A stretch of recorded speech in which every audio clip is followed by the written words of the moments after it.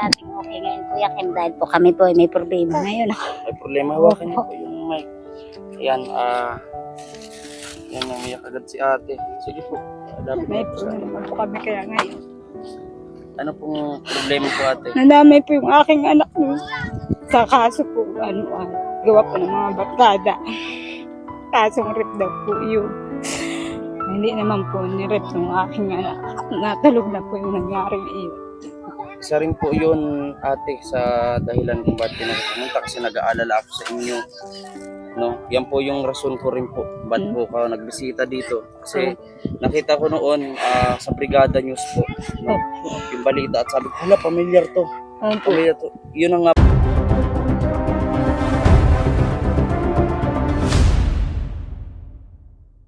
Solved case na ang isang kasong kinasanggutan ng di umano'y pangahalay sa isang 14 anyos na biktima matapos na maaresto ang 5 sospek ayon sa pahayag mismo ni Police Major Kevin Estilles sa panayam na Brigada News FM Now po, solved na po yung crime natin at nakadetain po yung, actually 5 po silang suspects, 3 minor, 2 adult.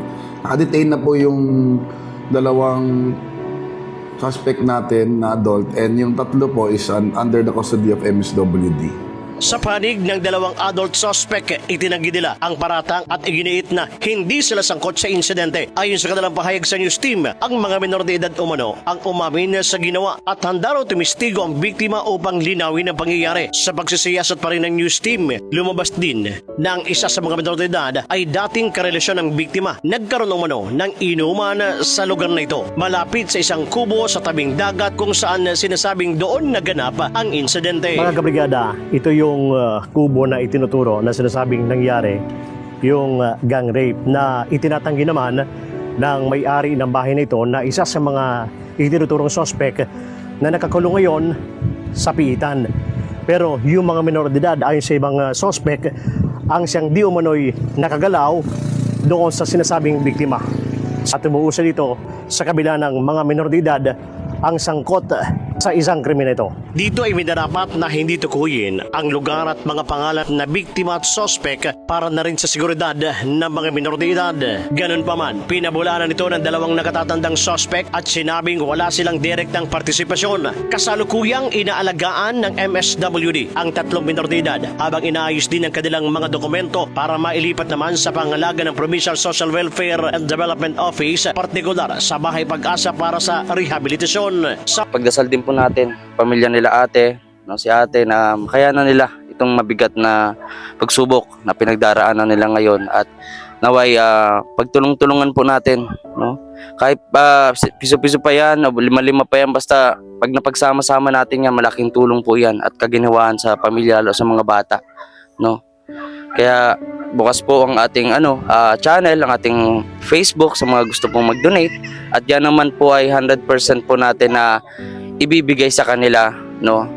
Buong-buo po natin ibibigay sa kanila mga ipon nating donasyon para sa mga school supplies at grocery kung meron pa man, no? Bibigay po natin yan ng buong-buo. Nakita naman po natin walang ibang kagamitan, walang dingding, kundi sira-sirang yero, mga scrap. Tapos ito, lang, yung kumot lang po, mga ganyan. Na napakalamig na tinitiis nila ho. Yan ng ilang taon. So dito lang po sila. 14 years na po kami dito. Taon na po. Mga 14 years na po kami dito. 2 po sila at dahil po yung isang 20 years old na pinsan po niya kasi yan 18 anyo. Saka yun doon naman po sa Bahay Pag-asa po, yung 3 minor de edad po. Yung 15 years old at 16 years old at 17 years old. Minor po yung iba. So sila po yung kasama po yung anak nyo, yung talaga kasi 8 anyos. So hindi pa naman po mga kababayan, mga kalangga na napapatunayan at kaya nga po inilalaban ni ate dahil alam niya naman po na hindi magagawa yun ng kanyang anak, no? Kaya lang po, kung ano po yung pwedeng maitulong natin lalo po sa pamilya, sa mga bata dito, ayan. Nagulat din po ako noon ate ay sabi ko, hala ito na yung napanood ko po sa balita, yung nangyari na yun. Wala po kami na papakatatag po ako, nahawak lang po ako kay Si God na lang po ang bahala sa amin. Kung ano po ang kahit na ng kaso ng aking anak.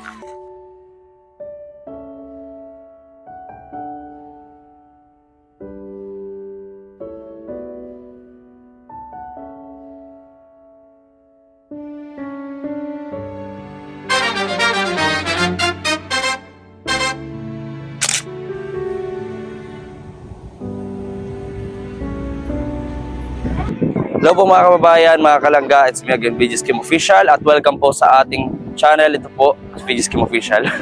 Ayan, please subscribe sa ating channel po, and don't forget to like, share, and subscribe. So ayun mga kababayan, nandito tayo sa bayan ng Jose Panganiban, sa may Dalampasigan. Kung nakikita nyo sa background natin, ito po yung pamilya na nakilala natin ilang buwan po nakalipas. At ngayon ay magbabalik tayo muli para kumustahin lalo po mga bata, dahil po sa nalalapit na din po na pasukan. So talaga pong deserving po ang pamilyang ito. No, bagamat wala pa nakakapansin na kaagapay natin o sponsor po, binabalik-balikan po natin sa abot na makakaya. So ayun, meron din po tayong nabalitaan at itatanong din po natin, no, mga kalangga, mga kababayan, regarding po dito sa thumbnail natin. So yun po yung isa rin po na nalilinawin natin at magkakamusta po dito sa mga bata. So samahan niyo po ako mga kababayan, tara punta po natin sila. Kalangga, mga kababayan, dito po tayo. Ito po yung kanilang daanan. No, ilang taon na din po sila dito na nakatira. At sakto, karating lang po nila ate. Diyan natin na videohan. Kumusta ate? Magandang hapon po. Ayan, nandito. So tara po, pakita natin, lapit tayo dito. Ayan, so kumakausap natin sila ate. Basta po kayo ate. Wait lang po, kuha na natin ng mic. Sabi natin, okay ngayon Kuya Kim, dahil po kami po ay may problema ngayon. May problema, hawakan niyo po yung mic. Ayan, yan, umiyak agad si ate. Sige po. May problema po kami kaya ngayon. Ano pong problema po ate? Nanamay po yung aking anak nun. Sa kaso po, gawa po ng mga barkada. Kasong rip daw po yun. Hindi naman po ni-rip ng aking anak. Natalog na po yung nangyari iyon. Isa rin po yun ate sa dahilan kung ba't pinagpunta, kasi nag-aalala ako sa inyo. No, yan po yung rason ko rin po ba't po ka nagbisita dito. Kasi nakita ko noon sa Brigada News po, no, yung balita, at sabi ko, hala, pamilyar to. Pamilyar to. Yun na nga po, konfirmado po na dito po talaga yung nangyari. Dito po yun, dinala nung kanyang jowa daw po yun. Dito po dinala sa may kubong ito namin. At ito po bagay, ganun po naman kami. Kung yun naman po ay nirip bata ngayon, siri ko naman po yun. Na hindi man po sumigaw dahil kami po ng mag-asawa ay nandyan lang po sa aming bahay. Ay, kaya po ako kagadating lang po at nagbisita na naman po ako doon sa anak kong nakakulong. Saan po kinulong po yung anak ko? Nasa Panganiban po. Opo. Sa police station po. Dyan sa Kalungkot, no? So, yun po mga kababayan. Yun po yung nangyari. Isang buwan na po nakakalipas. Isang buwan at 6 na araw na po sila doon. Isang buwan at 6 na araw. Hindi na ko nga po papasukan. Wala pa pong mga gamit ang mga bata. Yun po yung so ate, base doon sa interview or dun sa napanood ko sa brigada, bali lima Lima daw po iyon. yung sangkot sa gang rape. Siya nga po, nasa DSWD po yung 3 minor de edad. Saka po yung magpinsan po. Yung anak ko po, saka yung pinsan po niya, nandun na sa police station po, sa Panganiban. Ilang taon na nga po yung anak niyo po? 18 years old po. At yung biktima daw po ay 14 years old daw 14 po. years old. So, ano po, nag-inuman po ba sila dito? Hindi ko po alam dahil nung dalhin po dito yung batang babae, nung nakita ko po ng alas 6, talaga po nakainom na po yung batang babae. Tinatanong ko po siya kung taga saan po siya. At sabi ko kung ano po siya na yung isang minor de edad. Sabi daw po ay jowa daw po siya. Yung isa pong kasama. Ano po. Sabi daw po jowa po. Sabi ko mag-ano kay matambay lang daw po. Tapos nung bandang alas 7 nga po, pinauwi ko na nga po yung batang babae. At sabi ko nga po ay baka may magulang na naghahanap. Mhm. Ay, kala ko naman po, inuwi na po nung sabing jowa. Yung pala naman po, hindi po inuwi. Pinatulog lang po kami. Ibinalik uli po dito sa kubo. At kung naman po ay may pangyayaring rape talaga at nagsigaw, bakit naman po hindi kami tumulong? Magkalapit lang po ano. Nagising lang po kami mag-asawa nung nagdating na po yung nanay ng batang babae at sabi daw po, siya po ang sumigaw, nanirip daw po yung anak niya. Di nagtakbo po kami mag-asawa palabas. Nakita po namin, nandyan po sila sa taas. Wala naman po sila dito sa kubo. Wala pong kasama yung anak niyang mga lalaki. Yung anak lang po niya nakatindig dyan sa taas. Base po sa, syempre bago dalhin live ba, meron po yun ang medical legal. Ano po ba, confirm po ba na Hindi pa po inaano nila, iaano daw po yun doon sa korte na daw po yun ipapaano. 18 po, no? Mga kababayan, mga kalanggat. Isa rin po sa problema nila ate ay itong malapit na pasukan kasi sarami po ng anak po ni ate. Nila ate ay talagang mahirap. Tsaka dito lang po sila mga kababayan na tumutuloy. Kaya ang hirap, no? Kaya sana kahit man lang po dito sa mga gamit, lalo na mga bata, matulungan natin si ate, itong pamilya, mga bata. Mayroon silang mga bagong kagamitan. Kahit sa ganung paraan po, no? Nag-ienrola ng apo, hindi ko pa po makuha yung cord. Wala pa po akong pambayad sa miscellaneous. Yun pa. Ilan po yung high school nyo ate? Wala pa akong high school, grade 6 Elementary po. po. 4 po iyan. Ate, may dala ako dito na mga pagkain, mga canned goods po. Po. Ngayon, mayroon po kayo makakain? Ate, Ito na po. At na po itong pang-ulam namin. Dahil kami hindi po kami makapag-gawa po. Nakapustos po kami dyan sa aming anak na nakahulog. Ako po, mahihinga po na nakakaano po kayo ngayon sa akin dito ay lagi po akong araw-araw wala. Napunta po ako sa PAO. Nag-ano po ako sa ng attorney po. Na libre po. Kasi mga kalangga, mga kababayan, ay mahal po ang pagkakuha ng private attorney. So kaya po si ate ay nagbabakasakali doon sa PAO. Bali po, ano pong update doon? Meron po kayong abogado na nakausap? May daw po, maghintay daw po at nirarapol daw po doon ng ay. At kung sino daw po ang makuhang ko na abogado para sa aking anak. Ito sa 5 bata daw po. So, isang buwan na po, mahigit na nakadetain po yung anak niyo po doon. At ang iba, sino pa po, bali ilan po yung doon, nakadetain sa kulungan po? 2 po sila at dahil po yung isang 20 years old na pinsan po niya sa Asian Joshua nyo. Saka yun doon naman po sa bahay pag-asa po, yung 3 minor de edad po. Yung 15 years old at 16 years old at 17 years old. Minor po yung iba. So sila po yung kasama po yung anak niyo, yung talaga kasi 8 anyos. So hindi pa naman po mga kababayan, mga kalangga na napapatunayan at kaya nga po inilalaban ni ate dahil alam niya naman po na hindi magagawa yon ng kanyang anak, no? Kaya lang po, kung ano po yung pwedeng maitulong natin lalo po sa pamilya, sa mga bata dito. Ayan. Nagulat din po ako noon ate ay. Sabi ko, hala, ito na yung napanood ko po sa balita.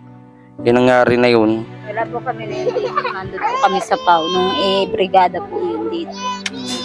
May nakausap po eh. Yung kapatid po yun, yung kapatid po ng asawa ko. Yun. At siya po ang nakatambay dito. Grabe, no? Hindi ko akalain na ganito yung madadatnan ko na problema. Pero pakatatag ka lang po ate. Malay nyo, diba? Dito na yung magsimula para umuos ang tulong. Ano man po ako kuya, nagpapakatatag po ako, nahawak lang po ako kay God. Sagad na lang po ang bahal sa amin. Kung ano po ang kahit na ng kaso ng aking anak. Mabigat pong kaso yun eh. No? Kaya nga po. Pero lalabas din naman po katotohanan na wala man po sa aking anak. nag-try na din po kayo nakausapin din yung pamilya ng babae. Bakit kasi di ba, di mo natin ma-judge po mga kababayan. Pero talagang kailangan din talaga na bantayan ng ating mga anak, lalo at babae yon. No, bakit sa oras ng gabing iyon ay nagagala pa, no? Nasa labas pa at umiinom. So sa ganong edad, no, na minor de edad. So talagang hindi rin po natin malalaman o hindi tayo pwedeng mag-judge po baga basta-basta. Pero ganun pa man eh, bantayan ng mga anak para walang mangyaring mga ganyan po, no? Kung ano man po ito, pero sa lahat man po ito. So di ba? Hirap. So andito po yung mga bata. Ilan po din, asan po yung mga anak niyo po dito, ate? Ito yung isa yung Sa Reynald maganda po. yung buhok nung nakaraan pupunta ko po. Ito po, saka ito. Ang iba po ay wala. Nandyan po sa atin. Ngayon makababayan na dito. Minsan inaabot po sila dito. No, ayan, dito lang po sila nakatira ng ilang taon. So dala po sa matinding kahirapan, no. Kaya mga kababayan, pwede nga maitulong dito kala ate, no. Ay pabigyan din natin yung school supplies po mga bata at pagbayad sa sa school, miscellaneous fee. Yan sa mga nanonood po. Yan, pag share nyo po ang ating vlog. Hi, ayan. Ilan po kayo dito ate natutulog? Ganto. Anak ko pong bunso, ako, tsaka ito pong lalaki, tsaka yung asawa ko po. Yung iba naman po saan. So, ate, anong kasi may mga nanonood sa atin eh, syempre may alam nyo, may nag-send sa akin nung news sa brigada. Napanood din, parang pamilyar nga siya sa lugar na yon na ay parang na-vlog ko ito, napuntahan dito. So, kaya ko po nalaman, no? And sa mga naghahanap po, nandito na po ulit yung pamilya na napuntahan natin dito sa may Panganiban. Hindi na po natin sasabihin yung barangay, no? So, ate, ano yung panawagan mo sa mga nanonood, sa mga pwedeng nga tumulong sa atin, no, na malagpasan mo itong problema na to, no, na pinakaharap niyo po ngayon pamilya. Sa lahat po na nanonood sa amin dito na sana naman po ay huwag nang i-judge yung anak na dahil sa gayong kaso ay hindi naman po lahat ng nasa sangkot doon ay masama. At isa po, sana naman po matulungan niyo ako sa mga gamit ng aking mga anak na dahil po hindi po kami makapokus ngayon sa ng paghahanap buhay dahil po yung anak po nakakulugin po ang akin ngayon, yung asawa ko din po hindi ng pagtatrabaho dahil namaga po yung katawan niya nung nakaraan sa mukha dahil po ay kinapitan po ng mga hindi po namin kung anong kumapit sa kanyang katawan na yung mga kamakakati. Ay hindi po namin hindi po makapokus yan na pagtatrabaho. Ang tawag nagbibigay lang po sa akin yung mga kapatid ko pong iba, kahit pa 200 tinutulungan po nila kami para lang po kami makaraos nila pang araw-araw. Tapos pagpunta-punta ko po dyan sa aking anak na hindi naman po libre yung mga Masahe pa po. Opo, yung ulam-ulam. Kung saan-saan po ako naghahaglap, nanghihingi ng tulong para lang po mabigyan po ng pagkain yung aking anak na nakakulong. Po, pag tulad po nang napunta kami sa diet at gawa po sa kami ng attorney, kung saan din po ako naghahagilip ng pumasahe. Kaya po minsan hindi po ako dito na pipirma sa aming bahay. Sana lang po yun po matulungan po ninyo ako sa lahat ng aming. At sana po ay salamat po kay God at dumating po si Kuya dito sa amin at kami. At kaunting ay nailabas ko po ito kung dito sa akin, nakaluag-luag po ako. Pinagpapasalamat ko rin po sa lahat na nagtutulong sa amin dito. Maraming salamat po. Siyempre ate, huwag ka pong mawala ng gasa, kaya niyo po yan, no? So mga kababayan po natin, no, pagdasal din po natin pamilya nila ate, no, si ate na kaya na nila itong mabigat na pagsubok na pinagdaraanan nila ngayon at naway pagtulong-tulungan po natin, no? Kahit piso-piso pa yan, o lima-lima pa yan, basta pag napagsama-sama natin yan, malaking tulong po yan at kaginhawaan sa pamilya lalo sa mga bata, no? Kaya bukas po ang ating channel, ang ating Facebook sa mga gusto pong mag-donate, at yan naman po ay 100% po natin na ibibigay sa kanila, no? Buong buo po natin ibibigay sa kanila mga ipon nating donasyon para sa mga school supplies at grocery kung meron pa man, no? Bibigay po natin yan ng buong buo, mga kababayan ko, mga kalangga. Kaya sana po matulungan niyo po ang pamilyang ito dito. Nakita naman po natin walang ibang kagamitan, walang dingding, kundi sira-sirang yero, mga scrap. Tapos ito, yung kumot lang po, mga ganyan. Na napakalamig na tinitiis nila ho. Yan ng ilang taon. So dito lang po sila. 14 years na po kami dito. Ilang taon na po. Mga 14 years na po kami dito. Tagal ng panahon. Kahirapan. Taga saan nga po pala kayo tubo, ate? Sa sa may Bordeos, Quezon, sa may Riyadh. Quezon po. Taga Quezon pa po ito si ate, mga kababayan. Kaya pagtulong-tulungan po natin, no? Na matulungan po lalo ang mga bata. Halito sila ate.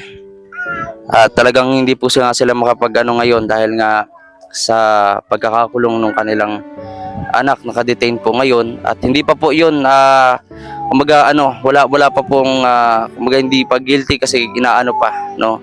At hindi rin po hindi pa nahatulan, no? Kaya pagdasal po natin na maayos at maliwanagan po at makalabas na rin po yung anak po nila ate doon sa Panganiban po, Opo, ay doon po pala sa police station, doon po nakadetain bago po pag nahatulan po kasi na guilty, dadali na sa city jail, parang ganon. So ngayon po sa police station as detainee. So ayun mga kababayan, mga kalangga, maraming salamat po sa inyong panonood at sa mga bata.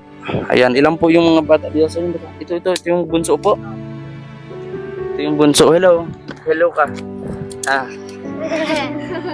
So, nung oras na po palang yun, mga kababayan, no? Ito yung kwento na nandito dun sa intro nito. Ito yung kabuuan na sinabi ni ate, nakapibigay siya ng pahayag, no? At dagdag na rin po na panalangin, no? Panalangin para po sa pamilya nila ate at sa kanyang anak. Ayan.